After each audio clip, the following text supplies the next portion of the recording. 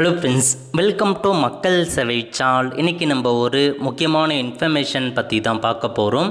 அதாவது ration card வைத்திருப்பவர்களுக்கு முக்கிய அறிவிப்பு வெளியே இருக்குது. இப்போ இதை பற்றின மொத்த இன்ஃபர்மேஷன் தான் இந்த வீடியோ பார்க்க போகிறோம்.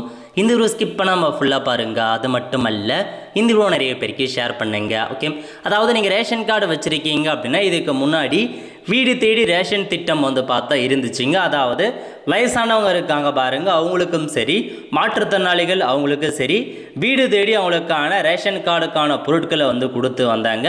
ஸோ வீடு தேடி ரேஷனுக்கான பொருட்கள் திட்டம் இப்போ இந்த ஆட்சியிலும் அந்த திட்டம் அப்படியே தொடருது அப்படின்ற மாரி ஒரு அப்டேட்டை பார்த்தா உணவுத்துறை அமைச்சர் வெங்கட்ராமன் பார்த்தா ஒரு அப்டேட்டாக கொடுத்துருக்காரு. ஸோ முதியவர்கள் மாற்றுத்திறனாளிகளுக்காக கடந்த ஆட்சியில் கொண்டு வரப்பட்ட வீடு தேடி ரேஷன் பொருட்கள் வழங்கும் திட்டம் தொடர்ந்து செயல்படுத்தப்படும் அப்படின்ற மாரி சொல்லியிருக்காரு.